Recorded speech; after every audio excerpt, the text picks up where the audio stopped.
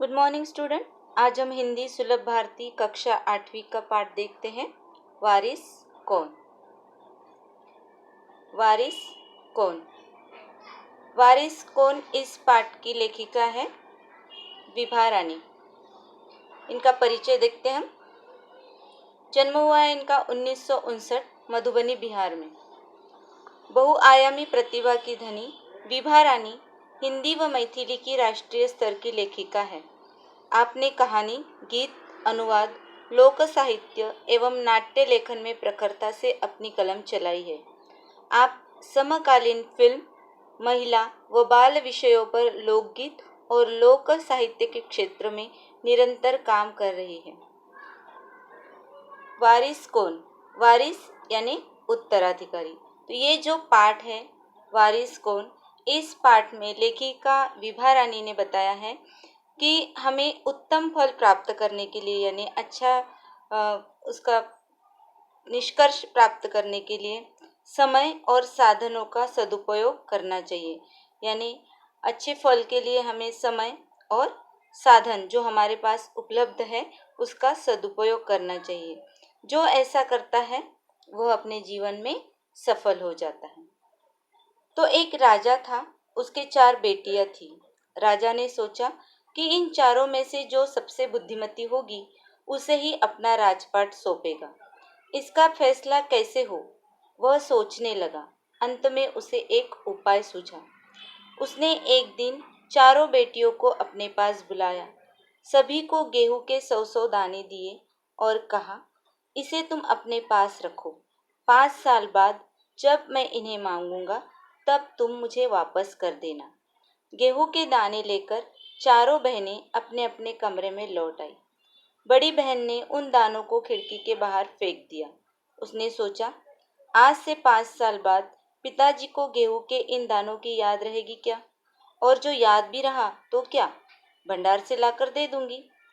दूसरी बहन ने दानों को चांदी की एक डिब्बी में डालकर उसे मखमल के थैले में बंद करके सुरक्षा से अपनी संदूकची में डाल दिया। सोचा, 5 साल बाद जब पिताजी ये दाने मांगेंगे तब उन्हें वापस कर दूंगी। तीसरी बहन बस सोचती रही कि इसका क्या करूं। चौथी और छोटी बहन तनिक बच्ची थी, शरारतें करना उसे बहुत पसंद था। उसे गेहूं के भुने दाने भी बहुत पसंद थे। उसने दानों को भुनवा कर खा डाला और खेल में मग्न हो गई। आइए हम शब्द देखते हैं, इसमें से कठिन शब्द।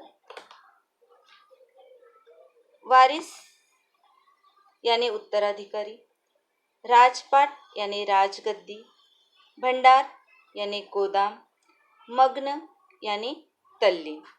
और भी अगर आपको कोई कठिन शब्द लगते हैं तो आप उसको अधोरेखांकित कर लीजिए। हम संक्षिप्त में देखते हैं कि एक राजा था, उसके 4 बेटियां थी, उसे कोई बेटा नहीं था। तो राजा को हमेशा चिंता रहती थी कि मेरे बाद मेरे इस राज्य का क्या होगा। वो इसी सोच में हमेशा रहता था कि मैं अपना राजपाट किसे सौंपूंगा।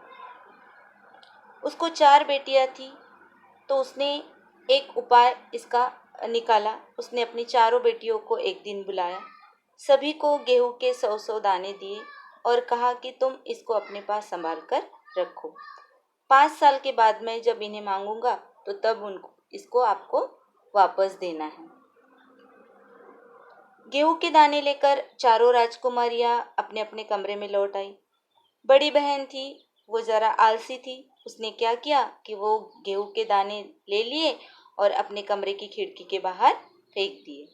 उसने सोचा कि 5 साल बाद जब पिताजी इन गेहूं के दानों को मांगेंगे तो मैं उनको भंडार से लाकर दे दूंगी, क्योंकि 5 साल तक कौन इन दानों को संभाल कर रखेगा, और 5 साल तक पिताजी को भी इसकी याद रहेगी या नहीं पता नहीं। दूसरी बहन जो थी उसने चांदी की एक डिब्बी में वो दाने डालकर मखमल के थैले में बंद करके संदूकची में डाल दिया। यानी उसने बड़े जतन से वो दाने रख दिए अपने पास। उसको डिब्बी में डाला और मखमल के थैले में बंद कर दिया और ऊपर से संदूक में भी डाल दिया। तो इस तरह से उसने वो दाने बड़े संभाल कर रख दिए। तीसरी बहन थी, वो बड़ी होशियार थी, क्योंकि उसने इन दानों का कुछ नहीं किया। वो सोचती रहेगी कि क्या करूं इन दानों का, पिताजी ने ये दाने क्यों दिए। चौथी बहन थी छोटी, वो तनिक शरारती थी, बच्ची थी, तो उसने वो दाने ले लिए और भूनकर उसको खा डाले। तीसरी राजकुमारी को इस बात का यकीन था कि पिताजी ने उन्हें यूं ही ये दाने नहीं दिए होंगे, जरूर इसके पीछे कोई मकसद होगा। पहले तो उसने अपनी दूसरी बहनों की तरह ही उन्हें सहज कर रख देने की सोची, लेकिन वह ऐसा न कर सकी। 2-3 दिनों तक वह सोचती रही। फिर उसने अपने कमरे की खिड़की के पीछे वाली जमीन में वो दाने बो दिए। समय पर अंकुर फूटे, पौधे तैयार हुए, दाने निकले।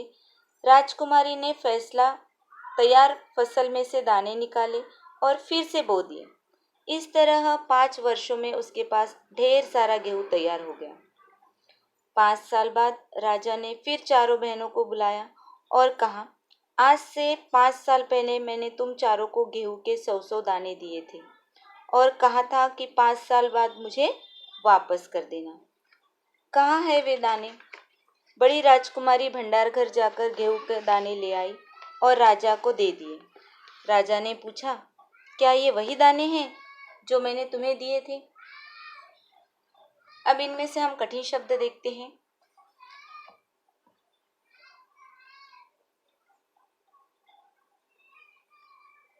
यकीन यानी विश्वास,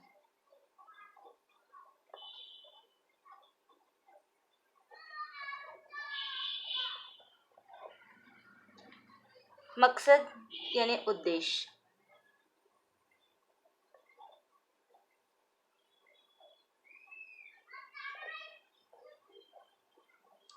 सहजना यानी संभाल कर रखना,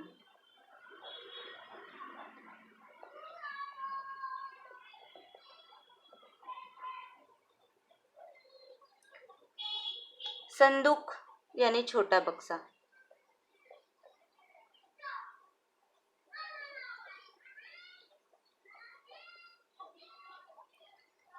खोल यानी आवरण। तो ये हमने शब्द देखे हैं। तीसरी जो राजकुमारी थी, उसे यकीन था कि पिताजी ने जो ये दाने दिए हैं, गेहूं के 100-100 दाने, वो ऐसे ही नहीं दिए, ज़रूर कुछ ना कुछ कारण होगा।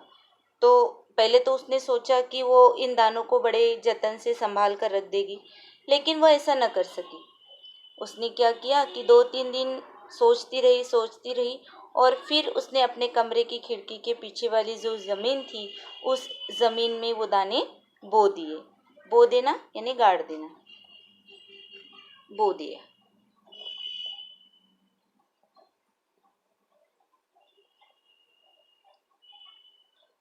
मिट्टी में डाल दिए।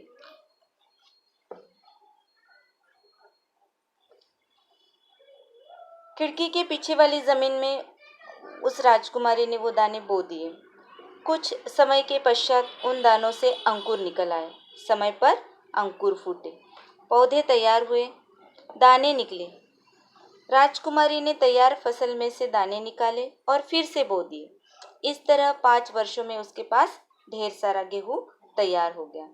जो तीसरी राजकुमारी थी, उसने वो दाने अपनी खिड़की से बाहर फेंक दिए और फिर उसको अंकुर आए, पौधे तैयार हुए, उसमें से दाने निकले। फिर उसने वो दाने काटे, फिर बो दिए और इस तरह उसके पास अब ढेर सारा गेहूं तैयार हो गया। 5 साल बाद राजा ने चारों राजकुमारियों को बुलाया और कहा कि मैंने आपको 5 साल पहले गेहूं के 100-100 दाने दिए थे, तो आज वो दाने मुझे वापस चाहिए। कहाँ है वे दाने? बड़ी राजकुमारी जो थी, उसने तुरंत भंडार घर जाकर, गोदाम जाकर वो गेहूं के दाने राजा को ला दिए और कहा कि ये वही दाने हैं जो आपने मुझे दिए थे।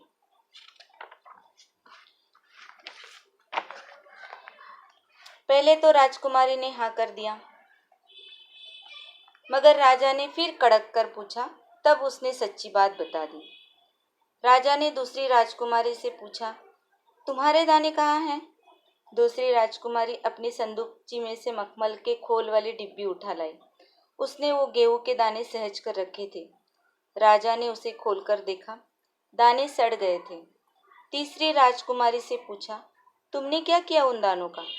तीसरी ने कहा, मैं इसका उत्तर आपको अभी नहीं दूंगी, क्योंकि जवाब पाने के लिए आपको यहाँ से दूर जाना पड़ेगा और मैं वहाँ आपको कल ले चलूँगी।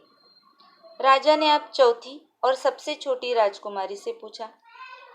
उसने उसी बेपरवाही से जवाब दिया, उन दानों की कोई कीमत है पिताजी? वैसे तो ढेरों दाने भंडार में पड़े हैं। आप तो जानते हैं ना, मुझे गेहूं के भुने दाने बहुत अच्छे लगते हैं, सो मैं उन्हें भुनवा कर खा गई। आप भी पिताजी किन किन चक्करों में पड़ जाते हैं। अब राजा ने अपनी पहली राजकुमारी को जब गेहूं के दाने मांगे तो उसने तुरंत भंडार से वो दाने लाकर दिए। दूसरी को मांगे दाने तो दूसरी ने संदूकची में से वो दाने लाकर दे दिए, राजा के सामने रख दिए। लेकिन 5 साल के बाद वो दाने सड़ गए थे। उसने कितने जतन से रखे थे, संदूकची में रखे थे, मखमल की खोल वाली थैली में रखे थे। फिर वो संदूकची से दाने निकाल कर राजा के सामने लाए थे। लेकिन इतने जतन के बाद भी 5 सालों में वो दाने सड़ गए थे। तीसरी राजकुमारी से राजा ने पूछा कि तुमने क्या किया उन दानों का।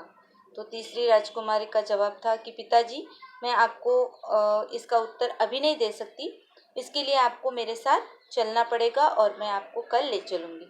चौथी राजकुमारी जो थी सबसे छोटी, उसको भी राजा ने यही सवाल पूछा कि मैंने जो तुमको दाने दिए थे वो कहाँ हैं। तो चौथी राजकुमारी ने भी कहा कि क्या पिताजी, उन दानों को तो मैं भुनवा कर खा गई, आप भी ना किन किन चक्करों में पड़ जाते हैं। सभी के उत्तर से राजा को बड़ी निराशा हुई। चारों में से अब उसे केवल तीसरी बेटी से ही थोड़ी उम्मीद थी। दूसरे दिन तीसरी राजकुमारी राजा के पास आई। उसने कहा, चलिए पिताजी, आपको मैं दिखाऊं कि गेहूं के वे दाने कहाँ हैं। राजा रथ पर सवार हो गया। रथ महल नगर पार करके खेत की तरफ बढ़ चला। राजा ने पूछा, आखिर कहाँ रख छोड़े हैं तुमने वे सौदाने? इन सौदानों के लिए तुम मुझे कहाँ कहाँ के चक्कर लगवाओगे? तब तक रथ एक बड़े से हरे भरे खेत के सामने आकर रुक गया। राजा ने देखा, सामने बहुत बड़े खेत में गेहूं की फसल थी। उसकी बालियां हवा में झूम रही थी, जैसे राजा को कोई खुशी भरा गीत सुना रही हो। राजा ने हैरानी से राजकुमारी की ओर देखा। राजकुमारी ने कहा, पिताजी, ये वही 100 दाने हैं जो आज लाखों लाख दानों के रूप में आपके सामने हैं। मैंने उन 100 दानों को बोकर इतनी अधिक फसल तैयार की है। राजा ने उसे गले लगा लिया और कहा, अब मैं निश्चिंत हो गया। तुम ही मेरे राज्य की सच्ची उत्तराधिकारी हो। आइए हम शब्दार्थ देखते हैं इसके। लापरवाह, बेपरवाह।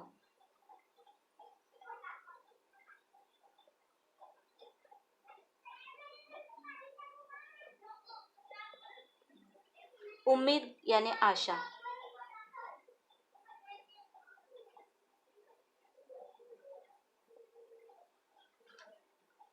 बालिया यानी जिसमें दाने लगते हैं वो।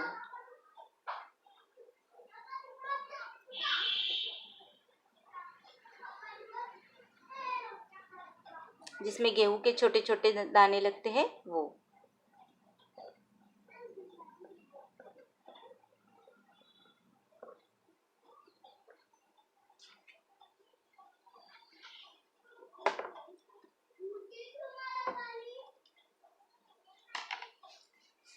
तीसरी राजकुमारी से राजा ने प्रश्न पूछा कि तुमने वो दानों का क्या किया। तो तीसरी राजकुमारी ने कहा कि पिताजी, मैं वो दाने मैंने कहाँ रखे ये जानने के लिए आपको मेरे साथ चलना पड़ेगा।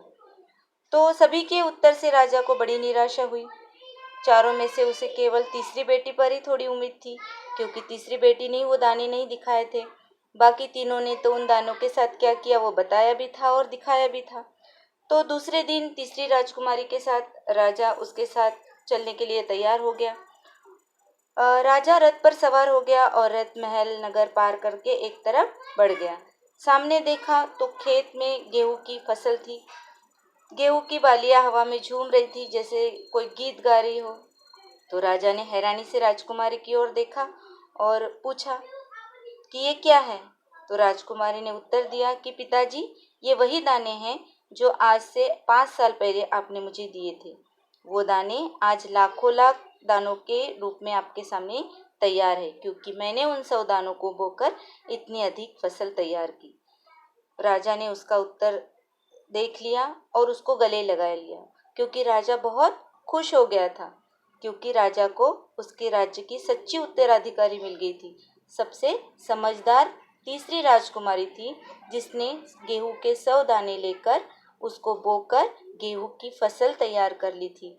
यानी उसके पास जो सामान था, उसके पास जो साधन था, उस साधन का उसने सदुपयोग किया था और अच्छी प्राप्ति कर ली थी। समय का सदुपयोग किया था, योजना बनाई थी, उसमें सूझबूझ थी। ये सारे गुण होने के कारण राजा ने तीसरी राजकुमारी को अपने राज्य का उत्तराधिकारी बनाने का निर्णय ले लिया। तो बच्चों, ये पाठ हमारा यहाँ समाप्त हुआ है। कल हम इसके प्रश्न के उत्तर देखते हैं।